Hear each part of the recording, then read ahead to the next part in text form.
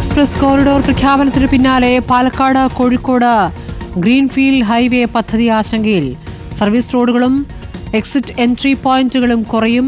നിലവിലെ റോഡ് നിലനിർത്തി അണ്ടർപാസുകൾ പരിഗണിക്കാനാണ് നിർദ്ദേശം. ഭൂമി വിട്ടുകൊടുത്തവർ ഉൾപ്പെടെ നാട്ടുകാർക്ക് റോഡിൽ പ്രവേശിക്കാൻ സൗകര്യം വേണം എന്നാണ് ആവശ്യം.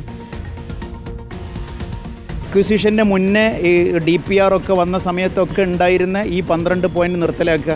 മലപ്പുറം ജില്ലയിൽ മാത്രം 6 സ്ഥലങ്ങളിലാണ് എൻട്രി എക്സിറ്റ് പോയിന്റ് ഉള്ളത്. അത് ഇല്ലാതാവുന്ന ഒരു സാഹചര്യം ഭയാനകമാണ്. ആളുകൾ ഇത് അറിഞ്ഞിട്ടില്ല. ആളുകൾക്ക് ഇതിൻ്റെ സർവീസ് റോഡ് ഇല്ല. ആളുകൾ ഇതിനെക്കുറിച്ച് ബോധവാന്മാരായിട്ടില്ല. സർവീസ് റോഡ് ഇല്ല നിലവിൽ. ആളുകൾ ഇത്രയും തിങ്ങിപ്പാർക്കുന്ന പ്രദേശത്ത് ഇത്രയും 10,000 crores ഒരു പ്രോജക്റ്റാണത്. ആ ഒരു പ്രോജക്റ്റ് കൊണ്ട് നാട്ടുകാർക്ക് ഉപകാരമില്ലാത്ത രൂപത്തിൽ അനുഭവിക്കാൻ പോവുകയാണ്. ഇപ്പം നിലവിലുള്ള റോഡിൽ തന്നെ പല സ്ഥലങ്ങളിലും പ്രശ്നങ്ങൾ ഉണ്ടായിട്ടുണ്ട്. പിന്നെ ഈ ചെറിയൊരു ഇത്രയും സ്പെൻഡ് ചെയ്യുമ്പോൾ അതിനുള്ള റിസൾട്ട് പബ്ലിക്കിന് കിട്ടേണ്ടതുണ്ടല്ലോ, നാട്ടുകാർക്ക് അവൈലബിൾ ആവേണ്ടതുണ്ട്.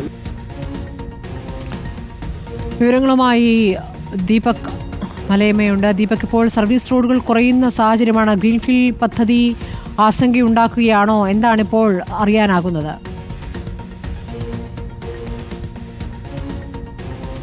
സ്മൃതി, 121 കിലോമീറ്ററാണ് കോഴിക്കോട് നിന്ന് പാലക്കാട് വരെയുള്ള ഗ്രീൻഫീൽഡ് ഹൈവേ നേരത്തെ തന്നെ വിഭാവനം ചെയ്തിട്ടുണ്ടായിരുന്നത്. അതിൻ്റെ ഭാഗമായി 98% ഭൂമി ഏറ്റെടുക്കൽ നടപടികൾ പൂർത്തിയാകുകയും ചെയ്തു. അതിന് പിന്നാലെയാണ് ഇപ്പോൾ ഭാരത്മാല പദ്ധതിയിലേക്ക് ഉൾപ്പെടുത്തിക്കൊണ്ട് 2047 വിഷൻ എന്നുള്ള നിലയിലേക്ക് ഈ പദ്ധതിയെ കൊണ്ടുവരുന്നത്. അങ്ങനെയാകുമ്പോൾ എക്സ്പ്രസ് കോറിഡോർ എന്നുള്ള നിലയിലേക്ക് അത് മാറുകയും ചെയ്യും. ആ ഘട്ടത്തിലാണ് നേരത്തെ നിശ്ചയിച്ചത് പ്രകാരം 12 എക്സിറ്റ് എൻട്രി പോയിന്റുകളായിരുന്നു ഈ ഗ്രീൻഫീൽഡ് ഹൈവേയുമായി ബന്ധപ്പെട്ടുകൊണ്ട് നിശ്ചയിച്ചിരുന്നത്. അത് ചുരുങ്ങുന്ന സാഹചര്യം ഉണ്ടാകും. ഒപ്പം തന്നെ സർവീസ് റോഡുകൾ ദേശീയപാത 66 സമാനമായ രീതിയിൽ സർവീസ് റോഡുകൾ സ്ഥാപിക്കും എന്നുള്ളതായിരുന്നു ആദ്യഘട്ടത്തിലുള്ള തീരുമാനം. എന്നാൽ ഇപ്പോൾ നാഷണൽ ഹൈവേ അതോറിറ്റിക്ക് അത്തരത്തിൽ ഒരു നിർദ്ദേശമല്ല റോഡ് നിർമ്മാണവുമായി ബന്ധപ്പെട്ടുകൊണ്ട് കിട്ടിയിരിക്കുന്നത്. അതിൽ പറയുന്നത് കൃത്യമായി നേരത്തെയുള്ള റോഡുകൾ നിലനിർത്തുകയും അണ്ടർപാസുകൾ വഴി ആളുകൾക്ക് സഞ്ചരിക്കാനുള്ള സൗകര്യമൊരുക്കുകയും ചെയ്യണം എന്നുള്ളതാണ്. അങ്ങനെയാകുമ്പോൾ ഈ ഭൂമി വിട്ടുകൊടുക്കുകയടക്കം ചെയ്തിട്ടുള്ള ആ മേഖലയിൽ ഈ റോഡ് വലിയ രീതിയിൽ ഉപകരിക്കുന്ന പ്രദേശത്തുള്ള ആളുകളെ സംബന്ധിച്ച് അവർക്ക് അതിലേക്ക് പ്രവേശിക്കാനുള്ള